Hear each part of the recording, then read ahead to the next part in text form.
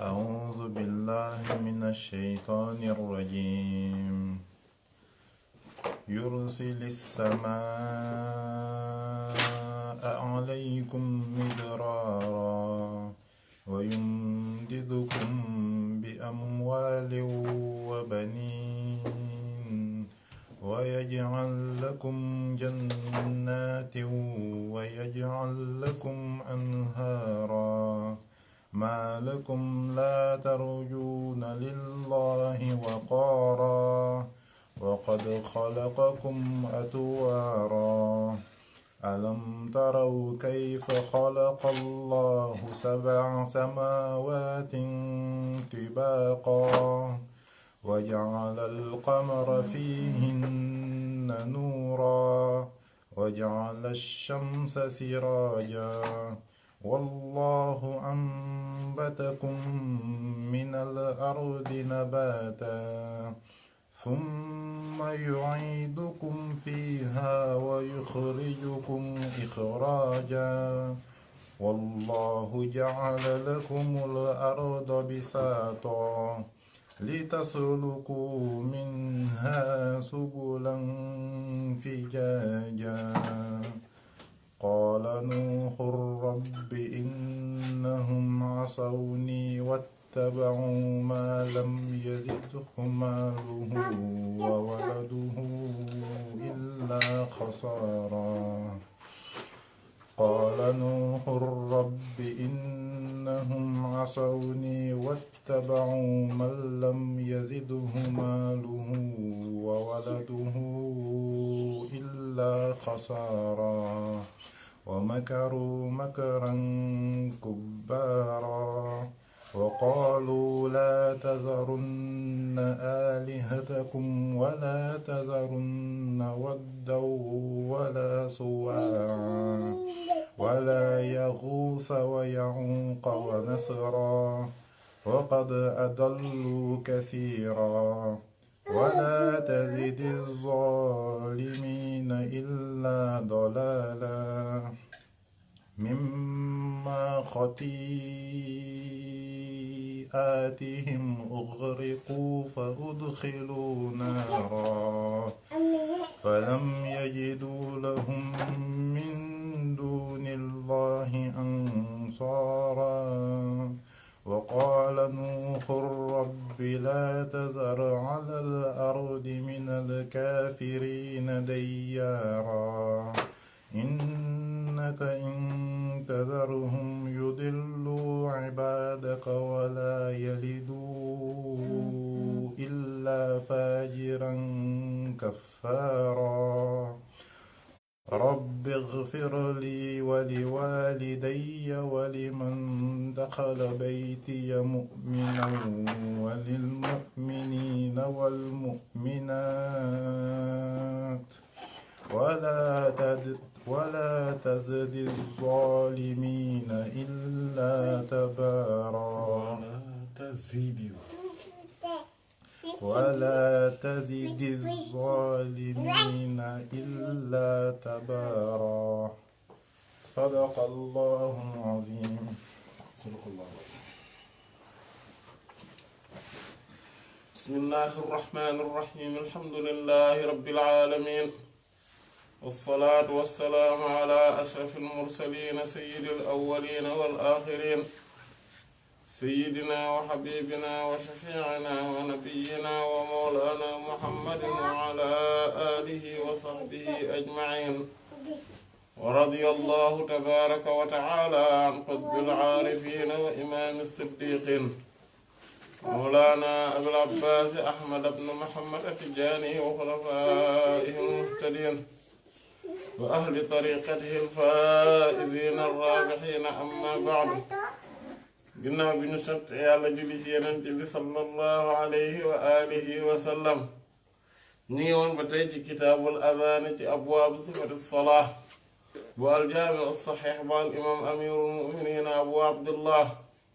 muhammad ibnu ismaayil al buxaari alayhi rahmatu wa ridwaanul baari ci suñu jotaay bi weesu gisoon nañ ci baabu tumaaniinati hiina yarfa'u ra'sahu min ar-rukuu' buntu bi wax ci wàllu dal jamono ji nga xamante ne imaam maanaam nit ki julli mi ngi yëkkati ba maanaam boppam ci rukoo gisoon nañ ci xadiisu muallaq bu sayyidina abu hamid as-saaidi radiyallahu anhu naka noonu maanaam muy wax ne yenente bi sallallahu alayhi wa sallam maanaam dafa maanaam dafa yemoo ba bi nga xamante ne lépp dafa daal di delluwaat ci ay yaxam mu daal di indi xadis ginnaaw bi mu daal di indi xadis Seydina Anas ibn Malik radiyallahu taala anhu bi nga xam ne daf doon wax maanaam nga xamante ne dafa jiite woon ay julli maanaam Saabit al-Bunaani rahimahullahu taala ne waaye wa ida rafaa rasahu min ar-rukuu'i qaama xatta naqul qad nasi maanaam bi nga xamante ne ci la yëkkati ko ci rukuu bi dafa taxaw mbete ñun ñu daal di wax ne mbaadu daa fàtte maanaam xat maanaam li muy tekki foofu mooy mbaadu maanaam léeg-léeg ndax xat day tekki loolu léeg-léeg voilà mooy xat waaw maanaam beneen bi nga xamante ne moom mooy xadis bi ñu gis mooy bu Seydina al-Barra ibn Azib radiyallahu taala anhuma bi nga xam ne moom la doon wax naan kaana rukuu nabi sallallahu alayhi wa sallam wa sujuuduhu wa idaa rafaa ra'sahu min as-sujuudi wa bayna as-sajdatayni qariiban min as-sawaa maanaam rukuu yenente bi sallallahu alayhi wa alihi wa sallam ak sujuudam ak su taxaw su yëkkatee boppam ci diggante ñaari su yëkkatee boppam ci rukuu bi ak su taxaw ak su toogee diggante ñaari sujjóot yi diggante yooyu diir bi muy def maanaam loolu dafa jegewantoo ak yemmoo naka noonu gisoon nañ xadiis Seydina Maalik ibn Huwayris radiyallahu taala anhu mi nga xamante ne moom la doon melal tamit julli gi nga xamante ne moom la ko al imam Abu Qilaaba rahimahullahu taala di melal ne moom itam maanaam noonu la jullee te julli googu dafa nuroo ak julli nga xamante ne moom mooy sayyiduna Abu Burayda Amr ibn Salama radiyallahu taala anhu maanaam bi nga xamante ne moom la mu ne summa rafa'a ra'sahu fa ansaba hunayya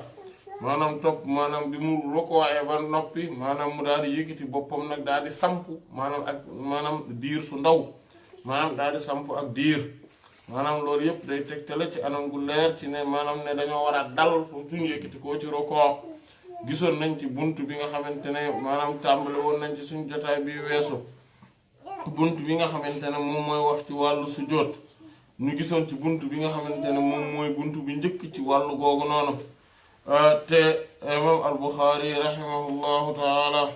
nose ci buntu sujjóot juróom benn wala juróom ñaari bunt bi nga xamante ne moom la ñu njëkkoon a gis moom mooy bunt bi ñu gisoon ci suñu jotaay bi weesu fi ñu ko tàmbalee mooy baabun yahwi bi takbiiri xiina yasjud bunt bi nga xamante ne moom mooy wax ne kii julli maanaam day daal di rot ci di kàbbaraale buy rot jamono ji nga xamante ne moom lay sujjóot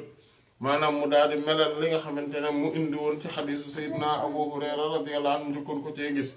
naka noonu fekk gisoon nañ ci xadiisu muallaq boo xamante ne mawquuf la bu nga xamante ne day nettali li yenente bi sallallahu alayhi wa sallam maanaam li Seydina Abdullah ibn Umar ibn al-Khattab radiyallahu taala anhuma doon def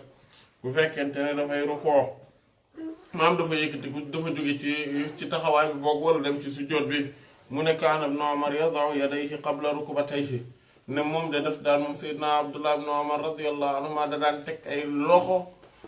yi ñaari loxo yi lay njëkk a teg doog a teg wóom yi maanaam loolu nag li nga xamante ne tamit moom lañ ci maanaam li nga xamante ne moom la ñu waroon a njëkke laataa ñuy ubbi buntu boobu ak yeneen buntu yépp yi nga xamante ne ñoom ñooy wax ci wàllu sujjóot moom mooy wax ci lan mooy li nga xamante ne moom mooy sujjóot maanaam sujjóot li nga xamante ne moom lay tekk moom mooy alxuduu wa tataamunu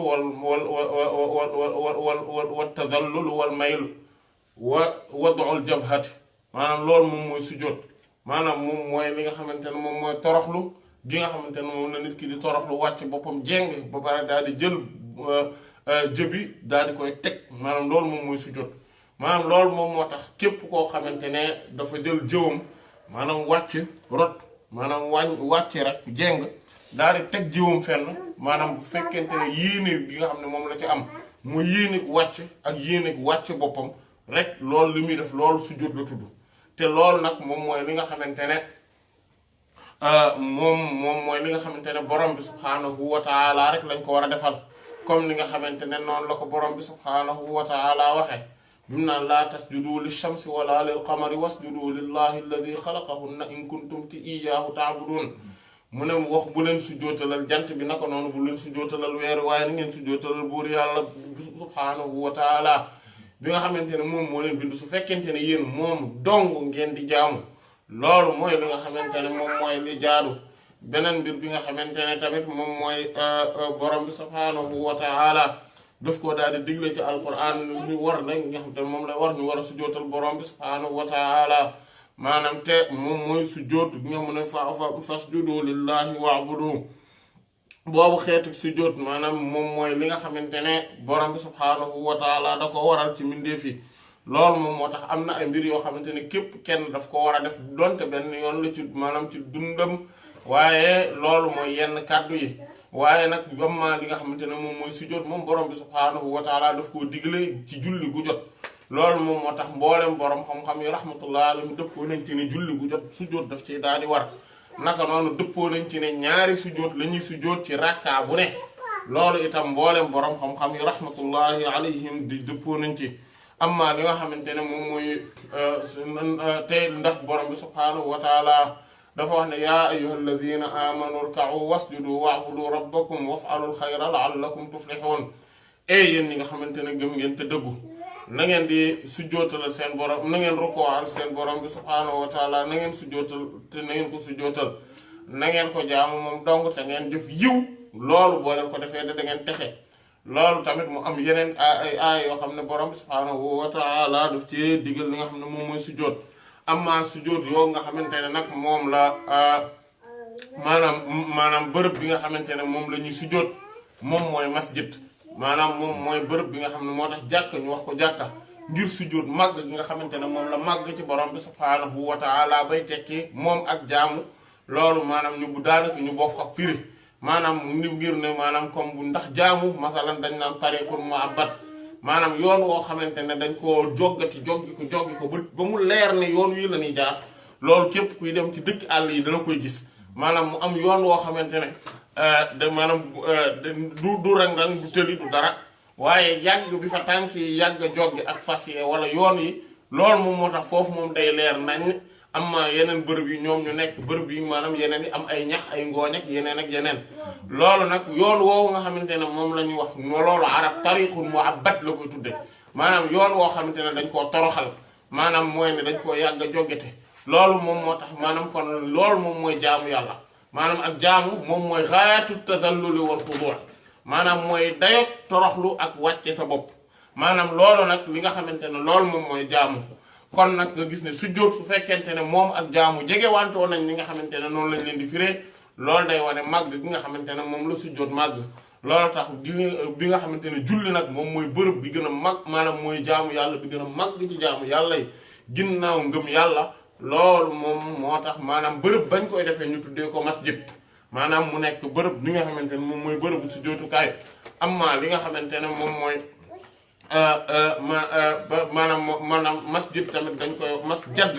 tamit dañ koy wax li nga xamante ne moom mooy cër yi nga xamante ne mooy cër yi ñuy sujjóote loolu tamit dañ koy wax masjad maanaam bu boobaa dañuy daal di fatxa jiim ji loolu moom comme ni nga xamante ne noonu la ñuy wax ne les fuqaha yi di wax naan wooy joxalul kaafuur fi masajidil mayit maanaam dañuy def kaafuur mooy camphre ci masajid cëru sujjóotukaayu ki nga xamante ne mooy ki génn àdduna suñ koy sang maanaam loolu day tegtale màgg gi nga maanaam ne màgg gi nga xamante ne moom mooy màggaayu bërëbu sujjóotukaay te insha allahu taala dinañ ko gis ci xadis ci buntu baabu fadli sujjóot bi nga xamante ne moom mooy buntu bi tegu ci buntu bii nga xamante ne moom la ñu ne insha allahu taala dinañu ko gis ne borom bi subhaanahu wa taala dafay maanaam am na ñoo xamante ne bu ñu duggee sawara maanaam place bi nga xamante ne moo dul lakk ci ñoom moom mooy place sujootukaay yi mooy masaajid yi maanaam mooy bërëb yi nga xamante ne ñoom mooy bërëb yi ñuy sujootee beneen bi nga xamante ne moom la beneen bi nga xamante ne tamit moom mooy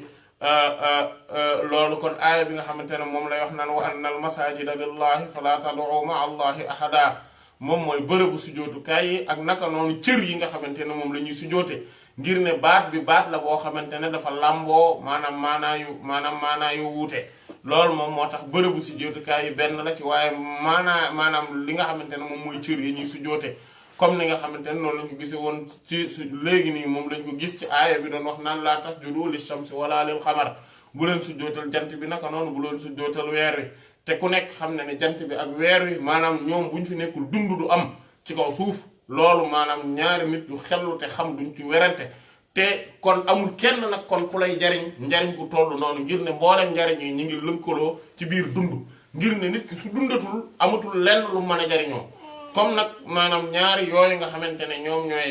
jant bi ak weer wi ànd ak njariñ bu mag gi nga xamante ne moom lañ am yëpp borom bi subhaanahu wa taala nee na bu leen sujjootal te ngeen sujjootal yàlla mi nga xamante ne moom moo leen bind loolu moom moo tax sujjoot gi nga xamante ne moom la ñuy sujjoot masalan ci loxo sëriñ si wala yeneen loolu dafa bokk ci li nga xamante ne dafa xaram te bokkaale la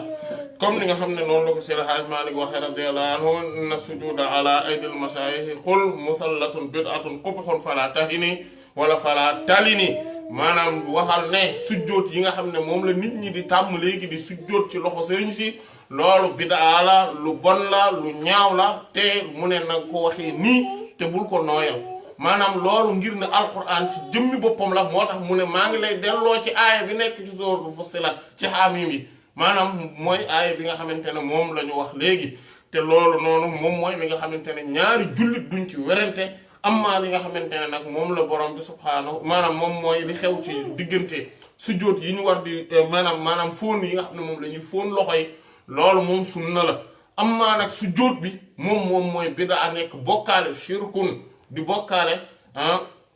ba pare xubxun nee na lu bon la nee na nag kon nag falaatali nii bu ko nooyal te wax na dëgg waaw dégg nga nee na loolu kenn waru ko nooyal kon nag mu am mbir yoo xamante ne dañoo war a nekk dafa war a nekk lu leer ci nit ñi maanaam ne li nga xamante ne moom mooy li am te loolu moom maanaam loolu sunna la waaye nag sunna la boo xamante ne duñ ko defal ku nekk itam maanaam képp kenn rek dañoo war a maanaam fóon loxo bi déedéet loolu tamit mbir mi du demee noonu waaye tamit li nga xamante ne moom mooy bu ñu demee ba di ko defit na doon fóon loxo waaye bu mu doon sujjóot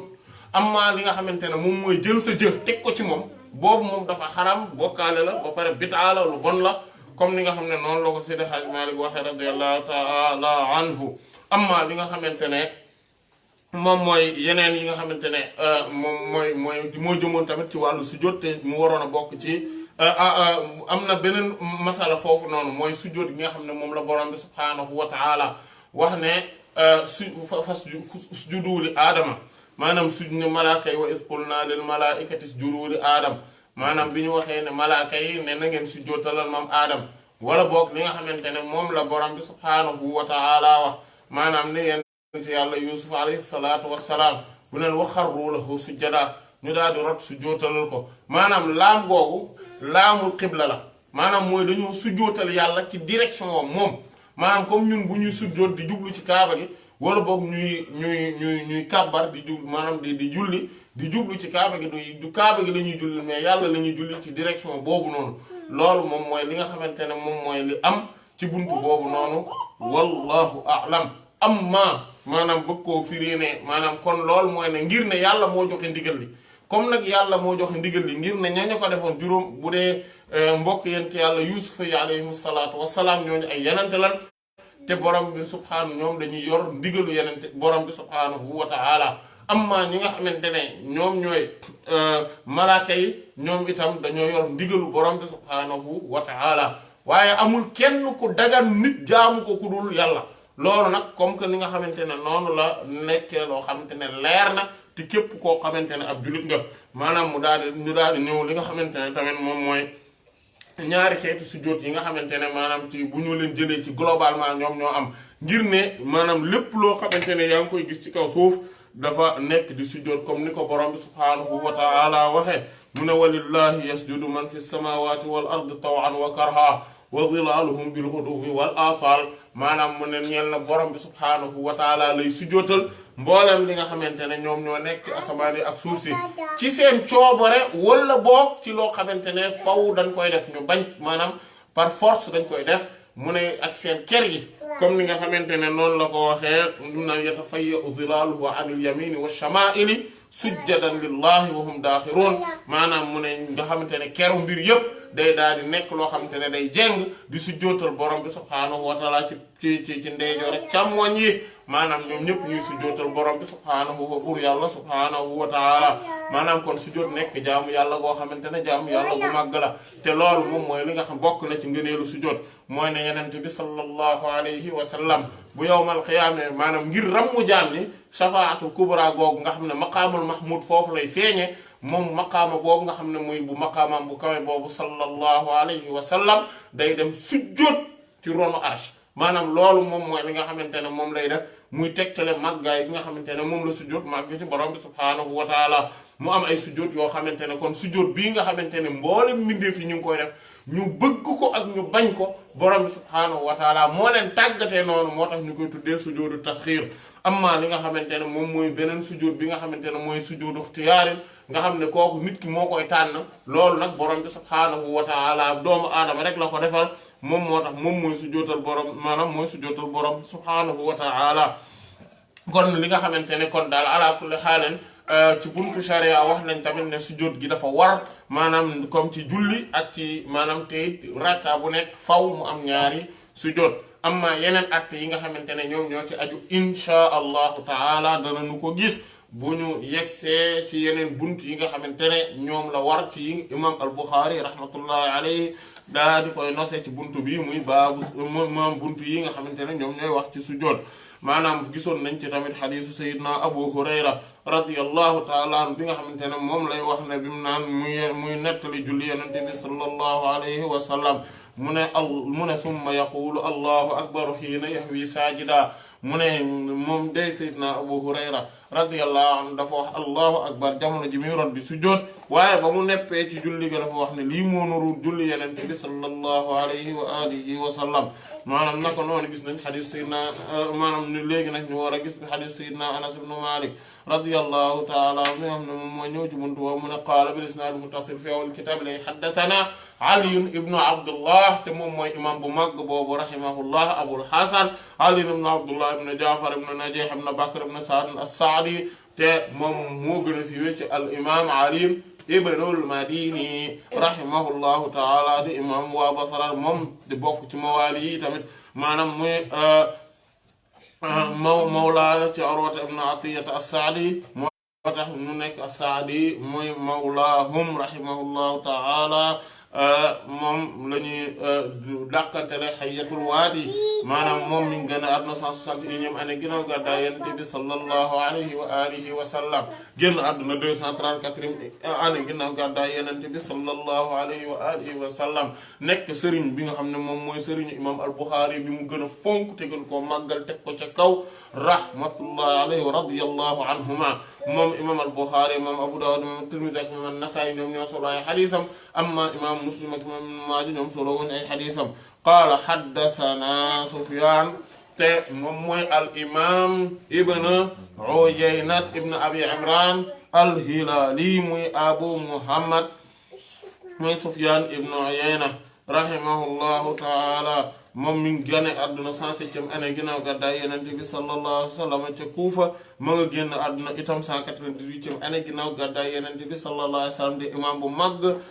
ay hadiisam ñu ngi ci kutubu sitta mu ne imam Sufyaan ibn Uyayna moo ñu nettali ghayra marratin lu dul benn yoon ani Zuhri mu jële ko ci Muhammad ibn Muslim ibn Shihab az-Zuhri muy Abu Bakar al-Madani moom waa Madinatul Munawwara ala saakinihaa afdalu salaatu wassalaam moom mi ngi gën a àdduna 50e année ginnaaw gàddaay Yonent bi sallallahu alayhi wa alihi wa sallam génn àdduna 125e année ginnaaw gàddaay Yonent bi sallallahu alayhi wa sallam ay xadiisam nekk ci kutubu sitta mu ne nettali nañu mu ne qaala nee na sami'tu dégg naa Anas annahu qaala nee na sami'tu dégg naa Anas ibn Malik muy Seydina Anas ibn Malik ibn Nadr ibn Damdam al-Ansari radiyallahu ta'ala anhu sahaaba Yonent bi sallallahu alayhi wa sallam di xaadimu rasulullah sallallahu alayhi wa sallam Zul Udhunayn ñu koy dàqantele Abu Hamza mi ngi génn àdduna mi ngi gane àdduna fukki at laata gàddaay Yonent bi sallallahu alayhi wa sallam génn àdduna 90 jàpp 93e année ginnaaw gàddaay Yonent bi sallallahu alayhi wa sallam musnadam nekk 2286 hadis yoo xamante ne muttafaqun alayhi 180 hadis la imam al-Bukhari wéetoo ci 80 hadis imam Muslim wéetoo ci 90 hadis ci hadis Sayyidina Anas ibn Malik radiyallahu ta'ala anhu mu naan yaqulu mu naan saqata rotna maanaam rasulullah ndawal yàlla li sallallahu alayhi wa sallam an farasin ci aw fas maanaam wa rubbama léeg-léeg sax qaala waxoon na Sufyaan nee na min farasin ci aw fas maanaam kon an farasin wala boog min farasin maanaam bi benn la moom mooy nag li maanaam an farasin moom mooy sabab ba fas la amma min farasin mooy dafa jóge ci kaw fas wadd maanaam kon ñaar yooyu noonu benn la maanaam boo xoolee maanaam bi benn la mooy fas la waroon rek daal di daanu nee na fa joxe sa mu daal di xar li nga xam ne shaqqahu wàllam al ayman bi nga xamante ne moom mooy wàllu ndeyjoor bi nee na fa daxal naa ñu daal di dugg alayhi ci moom na'uduhu di ko siyaare maanaam na'uduhu di ko seeti nee na wa qaala mu wax na Sufyaan maanaam ba tey mu ne marratan léeg-léeg mu ne sallay naa ñun toog nañu ko oodan di aji jekki waaye nag fa lamma ba nga xamante ne qada toog na as-salaata maanaam qada noppi na as-salaata julli ga qaala maanaam noppi na ca julli ga qaala dafa ne innama li am ba des mooy joxe la defef na al imam bi li tamma bihi ngir ñu roy ko innama li am ba des mooy joxe la defef na al imam mi ngi li tamma ngir ñu roy bihi li tamma ngir ñu roy bihi ci moom fa ida kabbara kon su kabbaree rek fa kabbiru na ngeen kabbar wa ida raka su rukooye farkawoo ca saa si yéen it na ngeen daal di rukoo wa ida rafa su yëkkati maanaam moom boppam farfaw yëkkati leen seen bopp wa ida qaala yëpp gisoon nañ ko ci buntu imaama ak leeraloon nañ li nga xam ne moom ñoom ñooy masala yi ci ne wa ida qaala su waxee sami allahu liman hamida fa qulu na ngeen wax rabbana wa lakal hamdu wa ida sajada su sujjootee itam yéen itam fasjudu na ngeen sujjóot qaala Sufyaan maanaam mooy al imam ibnu Uyayna rahimahullah mu ne kazaalika nii jaa noonu la dikkee bihi moom Ma'mar mooy al imam Ma'mar ibnu Rashid rahimahullahu taala di faqih naka noonu di muhaddis waa Yaman di seen imam rahimahullahu taala maanaam nii la ko wax mu ne qultu ma ne ko naam waaw qaala mu ne laqad dëgg-dëgg hafiza rot na maanaam mokkal na hafiza wottu na kaza nii maanaam nii tamit la ko Ma'mar wottoo moom itam jële ko ci imam az-Zuhri maanaam ki nga xamante ne maanaam moom li mu laaj maanaam kon mu ne kaza jaa bihi Ma'mar maanaam ndax nii la ko Ma'mar ibn Rashid rahimahullahu ta'ala nettale maanaam moom la ko laaj Ali ibn al-Madini la ko doon laaj maanaam ndax Sufyaan ibnu Uyayna moo ko laaj ne ko est-ce que yéen Ma'mar bi mu leen koy nettali nii la leen ko nettalee maanaam moom tamit mu ne ko waaw nii la ñu ko nettalee de mu ne ko nag mu ne laqad hafiza kaza mu ne naka noonu mu ne ko waaw qaala mu ne ko laqad dëgg hafiza kon wott na kaza nangam maanaam moom nii la ko mokkale qaala mu ne wax na az-Zuhri maanaam moom li mu wax daf ne az-Zuhri dafa ne walakal hamdu maanaam imam az-Zuhri bi muy nettali mbir mi dana rabbana walakal hamdu mu ne ko hafiztu mokkal naa ko mu ne dafa ni tamit min shiqqihil ayman maanaam ci wàllu ndeejoor bi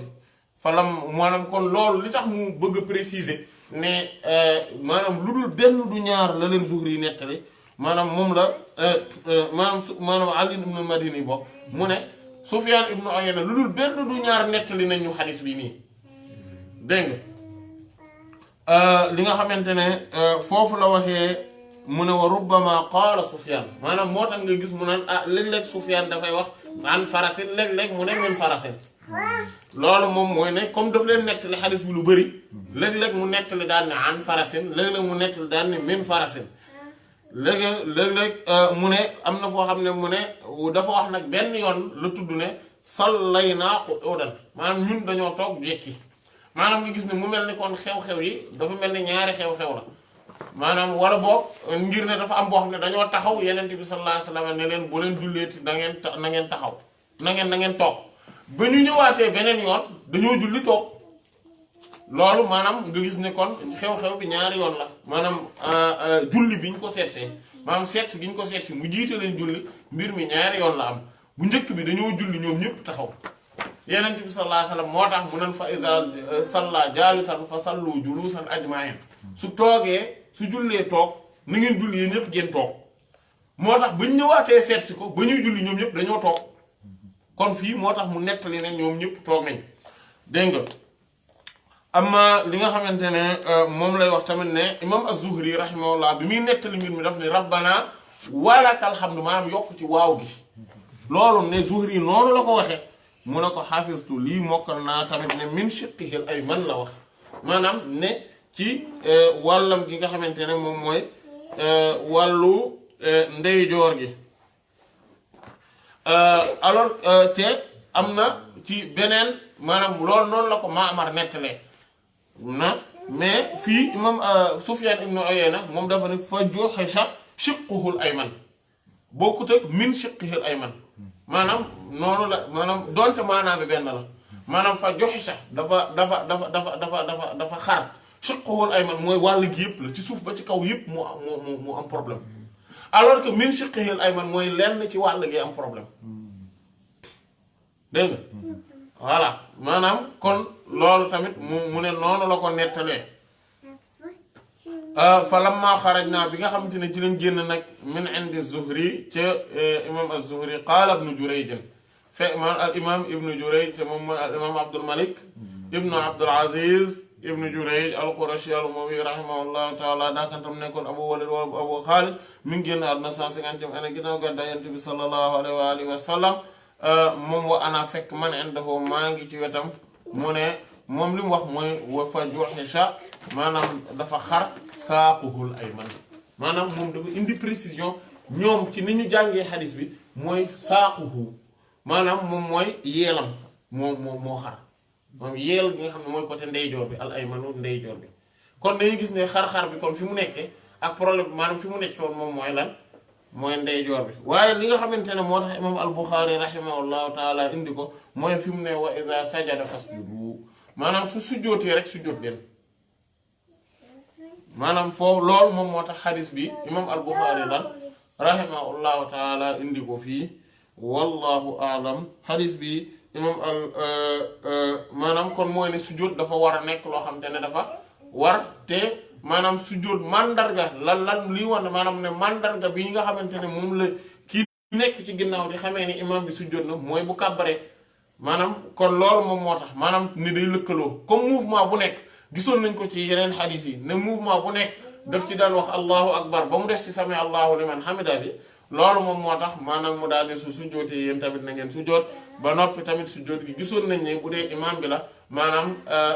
ma'mum bi day bàyyi ba imam bi def ko ba noppi moom mu daal di wàcc def ko loolu mooy li gën a nekk sunna wallahu taala alam xadis bi gisoon nañ ko xadis numéro 378 ak 689 ak 732 ak 733 insha allahu taala daañu ko gisaat benn yoon rek xadis numéro 1114 gisoon nañ tamit taxrib bi wallahu taala alam wa sallallahu ala sayyidina muhammadin wa ala alihi wa sahbihi ajmain subhana rabbika rabbil izzati amma yasifun wa salamun ala al-mursalin walhamdulillahi rabbil alamin léegi ci hadis bi man amoon naa ci question bi maanaam donc à partir de fii xaala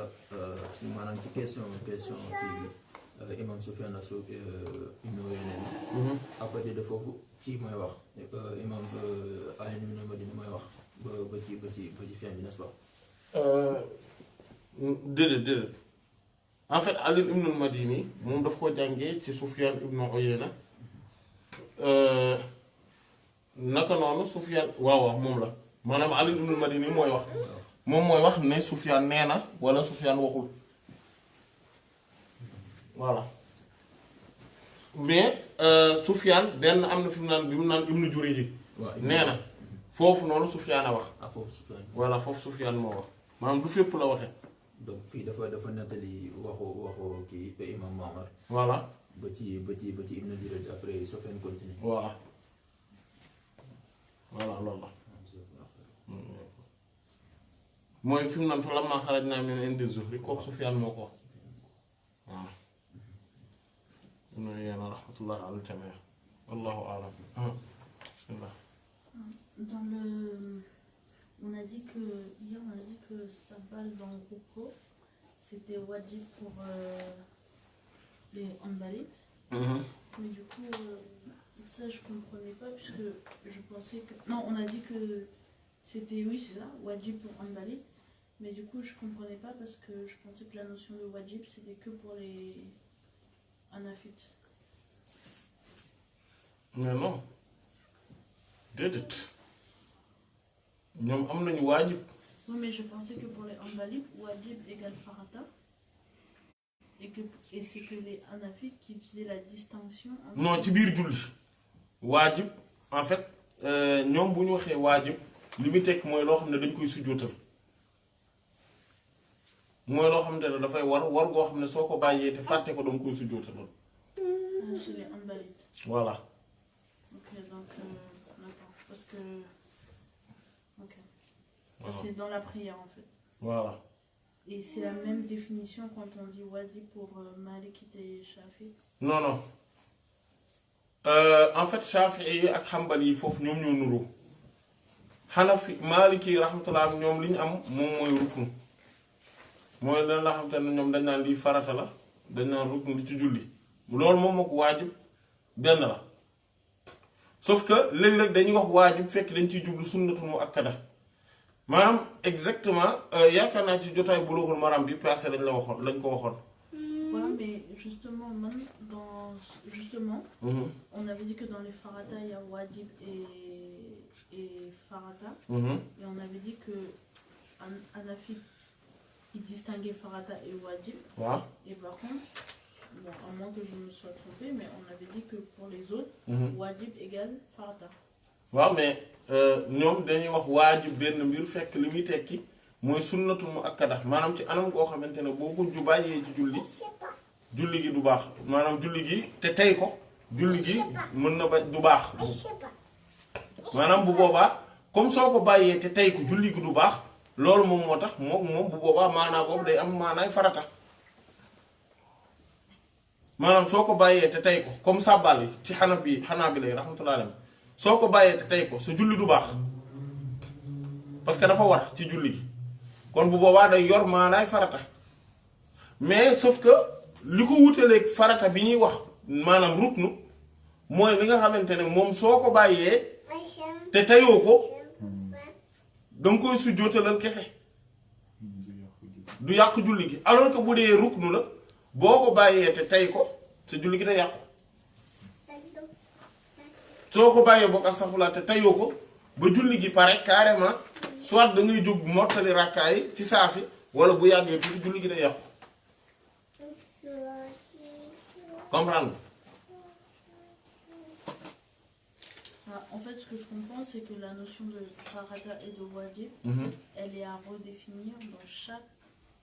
Madame, là, on parle de la prière. On va définir farata et wajib pour chaque madame. Si demain, on va sur la zakat, on redéfinit ça. Non.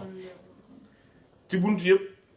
farata ak waajib benn la ba mu des ci xambali yi ci xanafi yi ñoom farata ak waajib du benn ndax ñoom farata moom mooy maanaam ñoom waajib fardul amal yi lañ koy wax tamit mooy farata goo xam ne jëfu farata la ñuy jëfee ak moom waaye ci buntu pas-pas ak buntu ni ñu war a jàppee mbir bi du benn te dafa bokk ci li nga xamante ne soo weddee ne dafa war da ngay génn ci lislaam te borom xam te daganul nit ñi wuute ci loolu la ñuy wax farata beneen bi ci des moom mooy farata dañ koy wax ci jaamu yàlla kenn du ko wax ci maanaam muamalaat yi kenn du ci wax farata par exemple buñ naan qadaa'ud dayn ñoom waajibul la ñuy wax maanaam fay bor dañ naan dafa war mais ki duñ wax ne farata la bu dee ñeneen ñi ci des ci waajib ak farata benn la ba mu des ci buntu aj foofu voilà sauf que ci seen terminologie bu ñu waxee lii waajib la surtout loolu surtout ci Shafi'i ak Hanbali yi rahmatullah ñoom suñu waxee nangam waajib la ci biir julli li ñu ciy jublu bokkut ak luñ ne farata la maanaam ndax ñoom baatu farata dañ koy bëgg di jëfandikoo ci loo xam ne ruknu la maanaam su la neexee nga ni yi nga xamante ne farata lañ dañoo am ay niveau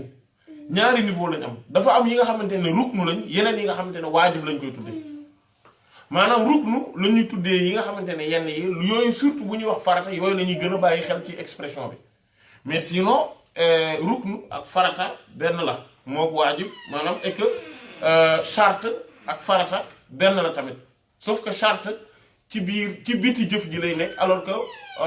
ruknu ci biir jëf ji lay nekk su fekkente ne waajib dañ koy wax ñoom ngir jëfandikoo ko ci yi nga xamante ne ci julli dañ naan lii de boo ko bàyyee te tay ko sa julli gi dana yàq kon bu boobaa day taxawaay la farata sauf que ñoom boo ko bàyyee te tayoo ko nag tolloowul niveau moo tax ñoom dañ différencier niveau wu par exemple tari Fatiha yamale wuñ ko masalan ak sàbbaal gi maanaam tari Fatiha ni mu nekkee farata nga xamante ne ñëpp d'accord nañ ci loolu yamul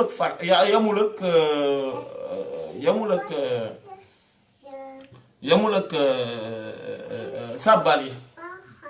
nga xamante ne loolu moom nit ki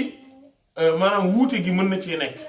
beneen bi ci des moom mooy liñ fàtte woon a wax ci wàllu sàbbaal gi mooy xanaa bi lay rahmatullah bu ñu nee sàbbaal dafa war benn yoon la war maanaam nit ki su sàbbaalee benn yoon ci rukoo bi doy na su sàbbaalee benn yoon ci sujjóot bi doy na alors que ñi ci des dañ ni temps bi muy jël mooy ñetti yoon maanaam temps wu ñetti yoon nga war a taxaw même boo ko waxul it julli ga baax na alors que xanaa bi lay rahmatullah ñoom temps bi benn yoon lay doon te benn yoon boobu mooy farata différence boobu lañ fàtte woon def voilà beneen bi ci des moom mooy ne waajib li nga xamante ne dafa war kon maanaam da ngay gis ne boo xoolee ci buntu waajib boobu day jege wantoo maanaam tolloowul xam nga bu dee Hanafi rahmatullah ñoom bu ñu nee waajib mooy li ñu tuddee ci ñun sunnatul muakkada maanaam boo demee ci fuqaha maliki wala ñeen rahmatullah li ñu naan sunnatul muakkada mooy lan mooy waajib ci Hanafi rahmatullah benn la boo xoolee ku mel ne al imam ibnu abi zayd al qayrawaani rahimahullah masalan moom day jëfandikoo baatu sunnatun waajiba maanaam sunna bu war comme bu naan salaatul iidayni sunnatun waajiba jullit iid ñaari iid yi Tabaski korite mu ne sunna bu war la maanaam loolu moom mooy sensu liñ naan sunnatun mu akkada ñoom Hanafi rahmatullah ñoom moom la ñuy wax waajib sauf que ñoom dañ cee toftale ak bàkkaar maanaam du comme bàkkaar comme ñeneen ñi comme masalan ñoom julli witar ñoom waajib lañ ko tuddee naka noonu yu bari yu ñuy tuddee waajib waxoon nañ la ko ñoom tuddeewuñ ko duñ jàpp ne bàkkaar la comme tari Fatiha bi tari Fatiha ci ñoom waajib la Hanafi rahmatullah alayhim mais ñoom buñ nee waajib la doo am bàkkaar soo ko bàyyee sauf que dana la xañ lu mel ni ramu yenente bi sallallahu alayhi wa sallam maanaam loolu mooy bàkkaar la rek parce que li lay xañ ni ramu lu toll ni ramu yenente bi sallallahu alayhi wa sallam intercession ramu c'est l'intercession voilà maanaam lu lay xañ lu toll noonu dëgg-dëgg loolu mooy bàkkaar la rek donc waaye tamit ci wàllu pas-pas nit ki bu jàppee ne masalan warul maanaam jàng alxuraan ci julli warul bokkut ak ki jàpp ne Faatiha warul ñoom ñaar duñ nuroowuñ masalan ki jàpp ne julli ci boppam warul bokkul ak ki jàpp ne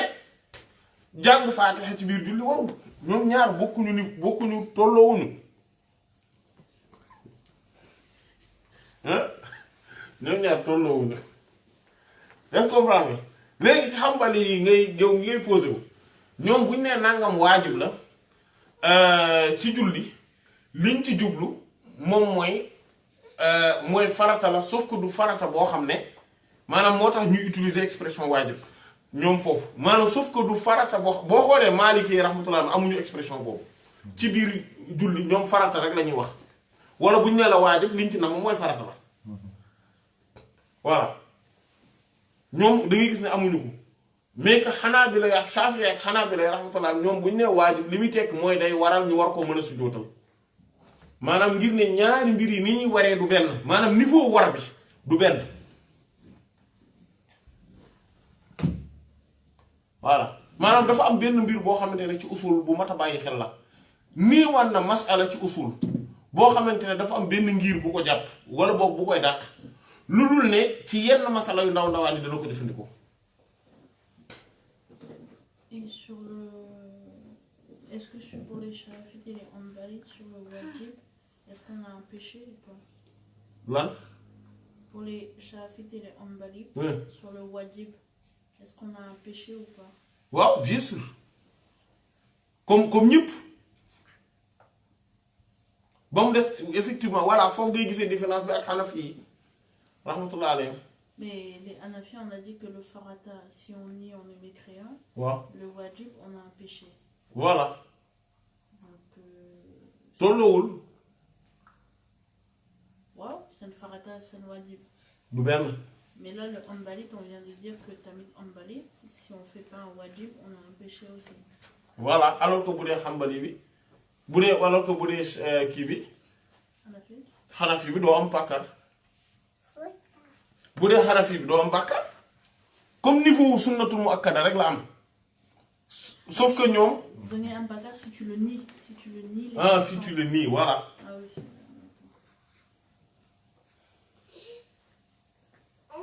Mais du la génne ci l'islam alors que farata li ñuy wax ñoom farata soo ko niiyee da ngay génn ci l'islam ba pare beneen bi ñuy wax mooy Hanafi yi bu ñu nee la farata loolu laa la wax sànq nee naa la Hanafi bi bu nee la nangam farata la li muy tekki mooy loolu maanaam ci ibaadaat yi rek lañ koy wax duñ ko dugal ci domaine muamalaat yi loolu tax ma jox la exemple sànq buñ ne fay bor ñoom dañ naan la waajib xam nga fay bor dafa war nit ki nga ameel ko bor war ko fay c'est une obligation c'est un devoir voilà mais ñoom duñ utiliser baatu devoir ils utilisent juste l'expression obligation parce que ñoom ils font la différence entre l'obligation et le devoir parce que l'obligation mooy lu war devoir mooy farata. Et comment ils choisissent ceux qui mettent dans l'obligation et ceux qui mettent dans le devoir? Voilà loolu laa lay wax nii maanaam ñoom ci ñaari cas de figure lañ koy def rek bu njëkk bi moom mooy il faut que mu nekk loo xamante ne ijmaa daf ci am c'est-à-dire que le consensus communautaire maanaam ñëpp d'accord nañ ci ne il y a unanimité des savants sur la question loolu moom mooy benn ñëpp d'accord nañ ci ne lii la loolu mooy benn ñaareelu mbir mi moom mooy il faut que mu bokk ci loo xamante ne ci kii yi lay doon ci ibaadaat yi lay doon maanaam comme ñoom bu dee par exemple ñoom bu ñu nee julli dañ naan julli farata la woor farata la ñoom loolu la ñuy wax natt azaka farata la aji Makka farata la mais par exemple bu ñu naan déggal sa jëkkër ñoom waajib la ñuy wax par exemple dem fay say bor dañ naan waajib ñoom obligation la ñuy utiliser foofu. Mais aider le pauvre ou sauver une personne qui est en train de mourir. ñoom dis obligation. Donc farata, il faut que ce soit dans les 5 piliers. Non, il faut que ça soit dans les actes d'adoration. Strictement cultuel.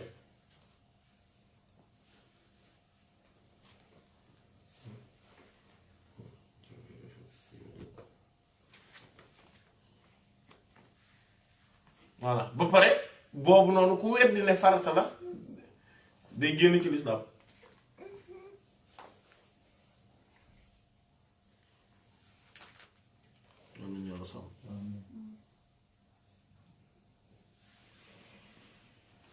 Du coup,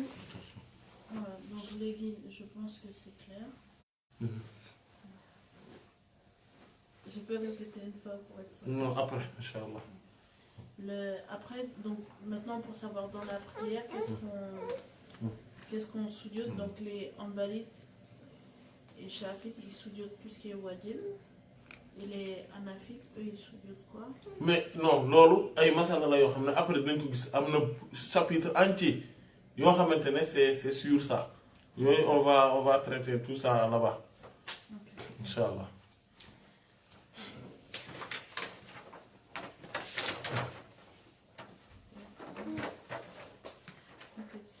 Euh,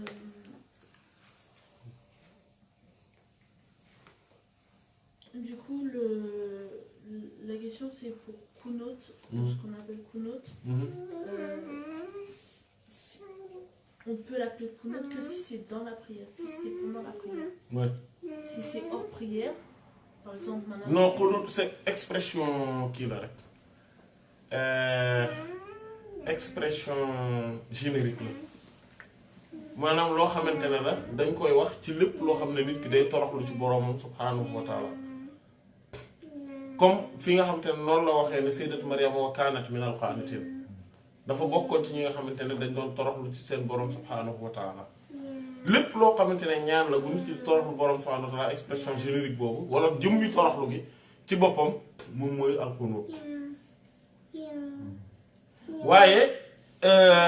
suñ ñëwee ci buntu istilaax maanaam fuqaha yi li ñu tuddee qunut loolu moom mooy li nga xamante ne moom mooy ñaan gi ñuy ñaan ci biir julli te ci taxawaay lay doon ci taxawaay rek la mën a ne mënta nekk ci leneen lu bokkut ak ci taxawaay moo tax alqunut na wa quumu lillahi qaanitiin comme naan xaafizu ala salawaati wa salaatu wusta wa quumu lillahi qaanitiin baatu qaanitiin boobu ñaari firi yëpp la am mooy maanaa lugawi bi nga xamante ne moom mooy terme générique bi maanaam mooy maanaa bi nga xam ne linguistique la te moom mooy toroxlu gi ñuy toroxlu ci borom bi subhaanahu wa taala ak terme bi nga xamante ne maanaa terme bi nga xamante ne terme bi fuqahaa yi di jëfandikoo la mooy alqunut mooy alqiyaam maanaam moo tax li naan lu gën ci julli Seydina Anas radiyallahu anhu li mu wax ne yenn saa daf ne maanaam mu ne ni mu doon jullee mu ne tuulul qunut bi maanaam mooy taxawaay bu yàgg mooy tuulul qiyaam maanaam kon alqiyaam kon bu boobaa wa quumu na ngeen taxaw ci seen biir julli yi li daa ñeen bu yàlla qaanitiin mooy nga taxaw jub xocc bu boobaa loolu la maanaam bi di tekki ak tamit na nga taxawaay bu dal te yàgg. Du coup, les deux autres questions sur Kunut, c'est est-ce que c'est forcément à haute voix? Et la deuxième question, c'est du coup pendant le Ramadan, souvent on voit les ñaan. Voilà, loolu mooy Kunut. Ça c'est Kunut. Voilà maanaam beneen bi ci des moom mooy du obligatoirement haute voix bon mais li nga xamante ne maanaam dafa am Kunut foofu tamit dafa am ñaari xeetu Kunut ci biir julli dafa am Kunut bi nga xamante ne nit ki su jullee par exemple ba jóg moom lay wax boobu par exemple bi ñuy def ci suba gi fajar gi dañ koy def tamit ci tisbaar gi mais ci suba gi lañ koy gën di def julli suba ñaareelu rakka bi ci mujjanteel gi après borom xam-xam rahmatullah alayhi wuute nañ ci insha allah daañ ci ñëw Shafii masalan dafa war ci ñoom Hanafi rahmatullah dañ koy bañ Hanabila plutôt rahmatullah alayhi ñoom warul ci maanaam dafa sax day yàq julli sax pour ñoom Maliki rahmatullah dañ koo sopp dañ koo sopp et que voilà maanaam nga gis ne kon maanaam borom ko xam ne rahmatullah dañ cee wuute carrément maanaam xunut boobu noonu et que li nga xamante ne kon moom mooy ñaan nga xam ne allahumma inna nahmaduka wa nastaghfiruka wa nastahdiika wa nu'minu bika wa natawakkalu alayka wa nusni alayka al-khayra kullahu nashkuruka wa la nakfuruka wa nahmadu wa natruku man yafturuka allahumma iyyaka na'budu wa laka nusalli wa nasjudu wa ilayka nas'a wa nahfid narju rahmataka wa nakhsha 'adhabaka inna 'adhabaka jidda bil kuffari mulhiq ñaan googu am mën nga ñaan tamit yeneeni ñaan yoo xamante ne maanaam lépp ci qunut lay bokk maanaam mooy lépp loo xamante ne danga koy ñaan comme ni nga wax noonu ci weeru koor gi ni ngay gisee imaam yi bu ñu jógee ci rakka bu mujj bi ne sami allahu liman hamida maanaam rabbana kam ñu daal def ñaan mën nañ koo def avant tamit ñuy sujjóot ñuy rukoor maanaam mënoon nañ ko def avant ñuy rukoor naka noonu mën nañ koo def ginnaaw bi ñu jógee ci rukoor bi yaa ngi dégg loolu mooy qunut voilà mais am na bi ñuy def ci suuf à voix basse mooy bi ñuy def buñ jullee suba ci ñaareelu rakkaa bi ci jeexital gi loolu dañ koy def mën nañ ko def avant ñuy rukkoo naka noonu mën nañ ko def bu ñu yëkkati ko ci rukkoo bi maanaam kun mais incha allah am na ba yi nga xamante ne dinañ ci yegsi incha allah liy wax ci bunt yi nga xam ne ñoom ñooy wax ci kunut incha allah taala dañ ci yegsi yeggam léegi nag mu am beneen kunut boo xamante ne dañ koy def ci julli yëpp mais dañ koy def ci jamono yi nga xamante ne mooy jamono yi tartar yi ak métit yi maanaam jamono joo xamante ne julli ñi dañoo nekk ci coono ak xat-xat ak julli ñi dañoo nekk ci jafe-jafe réewu jullit ñi wala yenn ci réewu jullit ñi wala benn ci réewu jullit ñi maanaam nit ñuy def kunut jamono jooju ngir ñaan borom subhaanahu wa taala sotti xéewal maanaam ak musal leen ci problème yi ñu nekkee rawatina jamono yi nga xamante ne yéeféer yi dañoo dal seen kaw dañ leen a song wala ñu dañ leen tooñ wala yu mel noonu wala ñu leen boobu nar leen a faagaagal maanaam yooyu yëpp dañuy maanaam kunut loolu ñaan googu nag bu boobaa duñ ko aj ci benn julli bu nekk mën nañ ko cee def waaye ci rakkaa bu mujj bi lay nekk voilà loolu lañ doon wax nag ne loolu bis comme que réew wolof yi loolu daanaka duñ ko fa def bis boo ko fa defee bis boobu la voilà ñépp dinañ ne sa ay sa julli gi yàqu na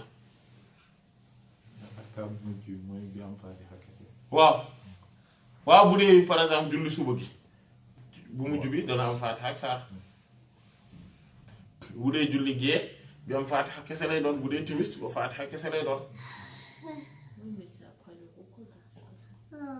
waaw mën na nekk après le ruku comme mën na nekk avant ruku bi mais lu ci ëpp après ruku bi lay doon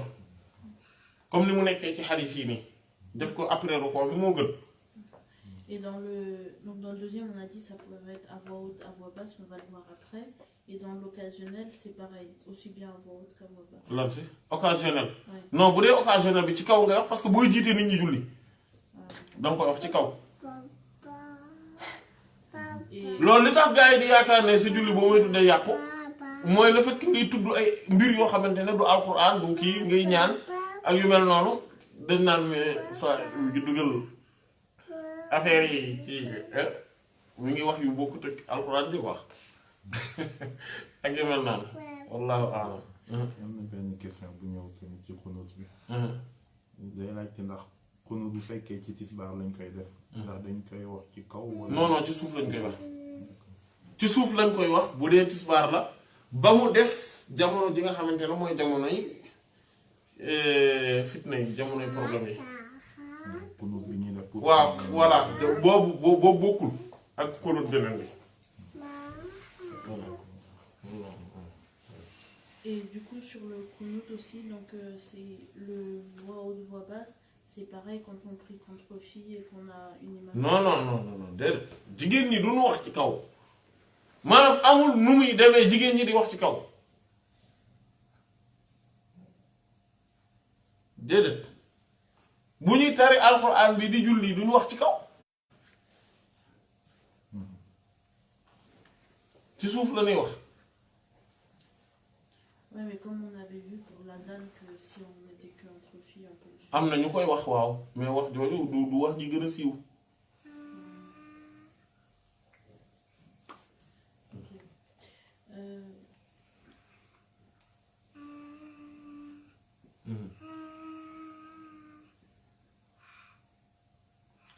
Oui,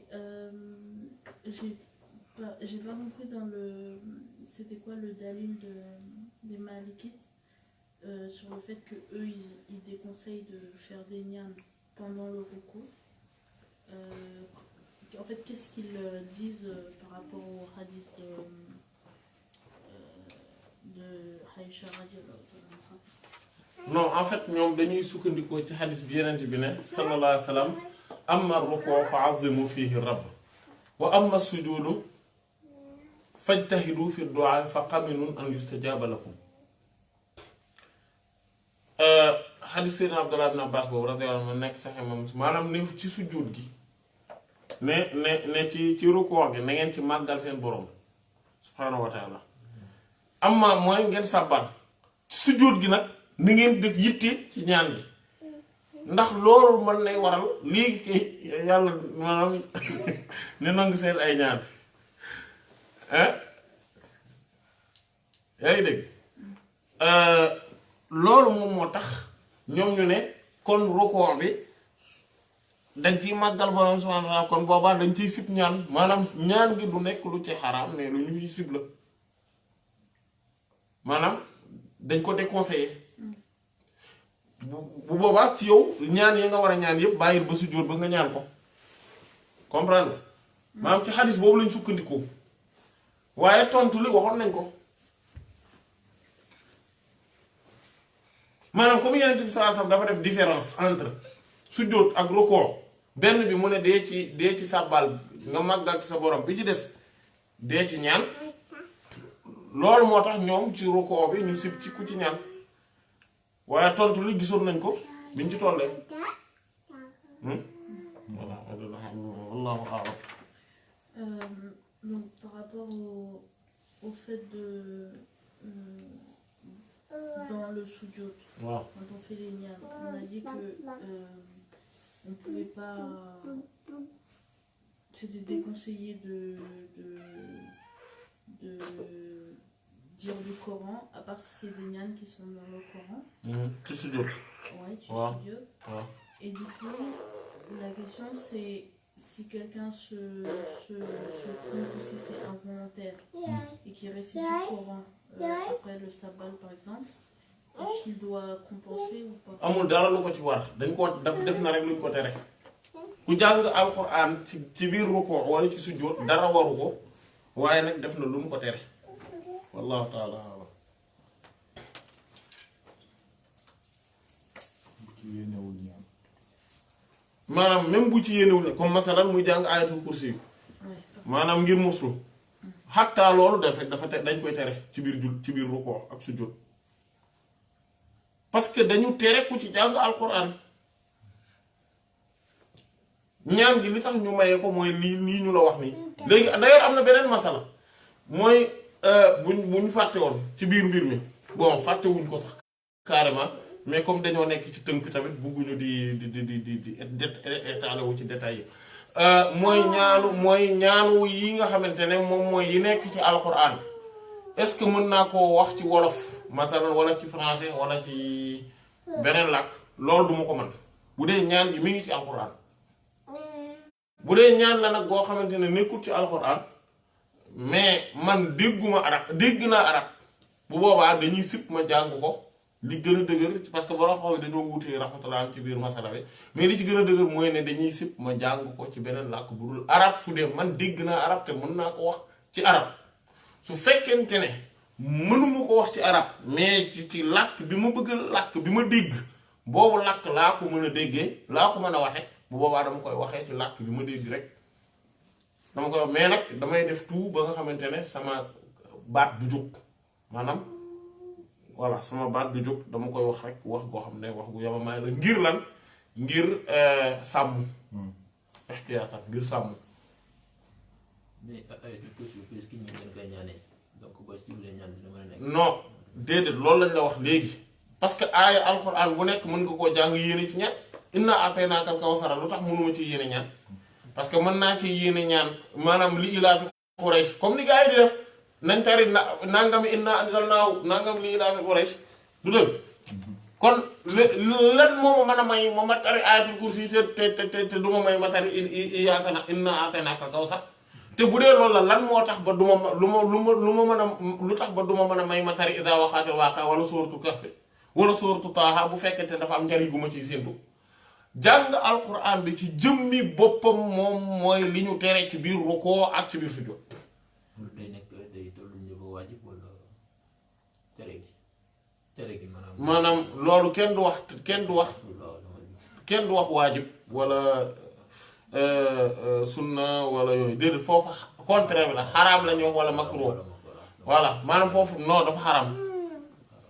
jàng boobu foofu dafa xaraam li indi yenent bi sallallahu alayhi wasallam daf koo tere bu leer ne man dañ ma koo tere Seydina Ali karramallahu wajhahu ne yenent bi sallallahu alayhi wasallam tere na ma def nii te al nahyu yaqtadi at tahrim te wallahu taala a'lam. maanaam mooy lu ñu tere day waral ak xaram te amul benn dalil bu ñëw di indi contraire bi. te day yàq julli gi après quoi. déedéet du yàq julli gi. Sauf pour les anaphites si c'est Fatiha. lan déedéet. ah waaw pour lu yàq julli. waaw voilà su dee Fatiha la waaw wax nga dëgg non waaw Shafi'i bi. Anaphites, tu avais dit. déet Shafi'i la wax Shafi'i bi la wax. C'est Shafi'i. voilà. Ouais, ok.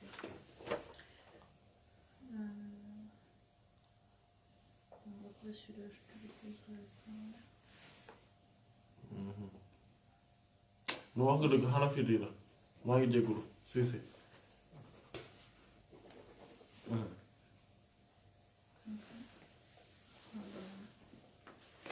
Ensuite,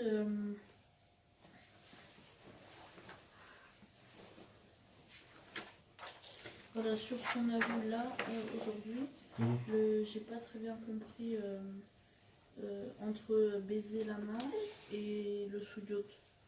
Parce que à un moment tu as dit, enfin, j'ai pas compris en fait, entre le fait de embrasser la main. C'est quoi la limite pour dire bon bah là c'est du soudiote quoi. mais non fóon loxo nii lañ koy defee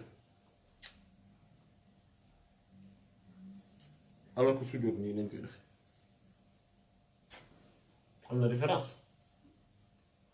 Ah ok, donc celui qui se baisse pour embrasser la main, voilà loolu. lui on considère pas que ça c'est du soudiote. Non, non. S'il s'est baissé. waaw Ah, ok. mais li ñu tere te loolu saxaaba yi par exemple dañ ko daa defal yenente bi sallallahu alayhi wa sallam léegi moo tax borom xam yu wuute ci kan lañ koy defal mais li nga xamante ne moom lañ koy defal mooy borom xam-xam yi nitu yàlla yu mag yi te du ñëpp tax